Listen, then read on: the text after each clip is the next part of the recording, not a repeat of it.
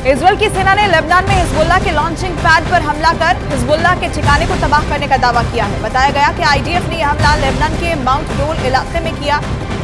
ये बड़ा हमला हिजबुल्लाह के ठिकाने पर इजरायल की तरफ से किया गया और हिजबुल्लाह के ठिकाने को तबाह करने का दावा इजरायल ने किया है।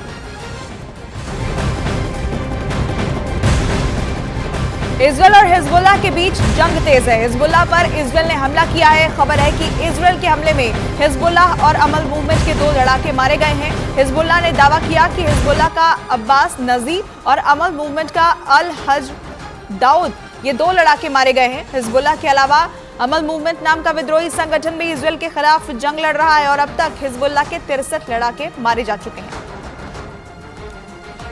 हिजबुल्लाह इजरायल के लिए हमास से बड़ी चुनौती बनता जा रहा है। हिजबुल्लाह चीफ हसन नसरल्लाह ने यह चेतावनी दी है कि अगर इजरायल गाजा पर हमला करता रहा तो इजरायल पर लेबनान से हमले जारी रहेंगे। वहीं हिजबुल्लाह ने अमेरिका को भी आंखें दिखानी शुरू कर दी है। हसन नसरल्लाह ने आरोप लगाया कि हमास जंग की पूरी तरह से अमेरिका से ही प्लानिंग हो रही है।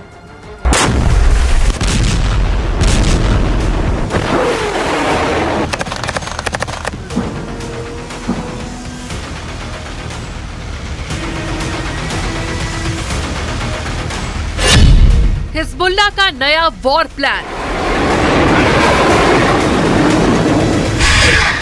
लेबनान की सीमा पर फाइटर जेट गरजने लगे।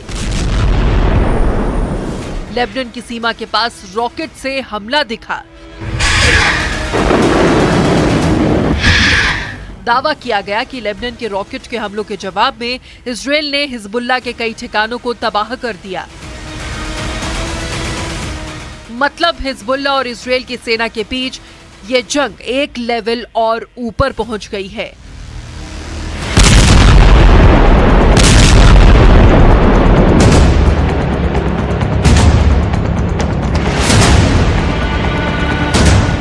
इजरायल के प्रधानमंत्री नेतन्याहू साफ कह चुके हैं कि वो हमास से जंग के साथ ही कई मोर्चे पर युद्ध लड़ने के लिए तैयार हैं। हमास के हर सहयोगियों को मिटाने की चेतावनी दे चुके हैं। नेतन्याहू तो ये तक कह चुके हैं कि हमास के खात्मे तक वो युद्ध जारी रखेंगे। कोई युद्ध विराम नहीं होगा और न ही हमास पर हमले रुकेंगे। בעניין החטופים, ההנחיה שלי ושל הקבינט היא ברורה. לא תהיה הפסקת אש בלי החזרת חטופינו. यही वजह है कि इजरायल की सेना 2 मोर्चों पर युद्ध कर रही है। एक तरफ गाजा में तबाही मचा रही है तो दूसरी तरफ लेबनान बॉर्डर पर हिजबुल्लाह के ठिकानों को तबाह कर रही है।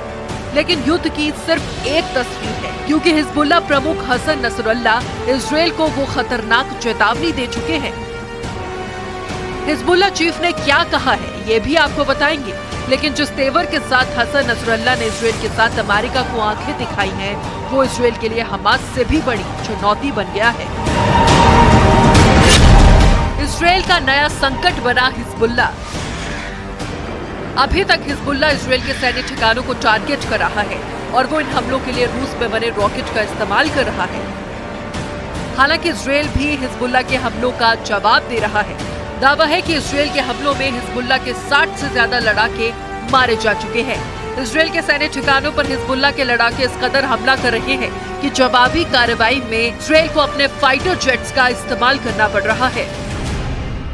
इजरायल और हिजबुल्लाह एक दूसरे पर हमला कर रहे हैं और बड़ी हानि का दावा दोनों पक्षों की तरफ से किया जाता है, जो कि अभी भी लगातार जंग का मैदान बना हुआ है। ये जो जंग है लगातार इसका स्तर बढ़ता जा रहा है। एस्केलेट जो जंग है वो हो रही है, क्योंकि कल भी हिजबुल्लाह ने ड्रोन अटैक किया, उसकी बाकायदा वीडियो जारी की गई और इजराइल भी लगातार एयरक्राफ्ट का इस्तेमाल कर रहा है और एयर स्ट्राइक हिजबुल्लाह के ठिकानों पर कर रहा है। तो ये जंग थमने का नाम नहीं ले रही है और वहीं इजराइल गाजा में लगातार ऑपरेशन चला रहा है और वहां पर भी हमास के जो लड़ाके हैं वो चुनौती दे रहे हैं और यहाँ इस फ्रंट पर हिजबुल्लाह इजराइल के लिए बड़ी चुनौती बना हुआ है।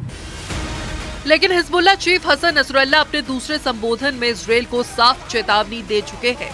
अगर इजराइल गाजा को निशाना बनाता है तो वो दक्षिणी लेबनान से हमले जारी रखेंगे।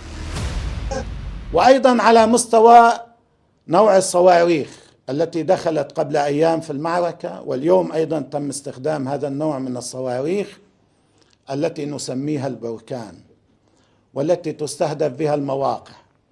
البركان صاروخ زنة المتفجرات الموجودة فيه ما بين 300 كيلو إلى 500 كيلو، يعني نصف طن.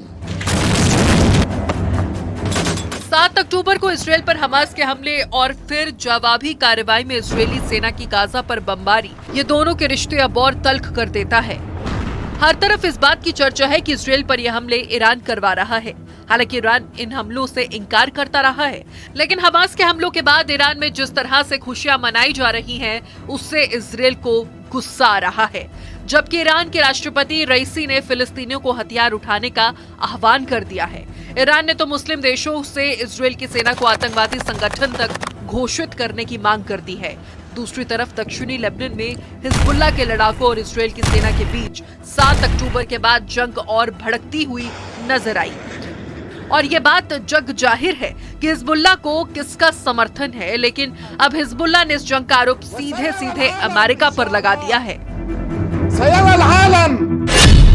हिजबुल्लाह ने अमेरिका को दिखाई आंख।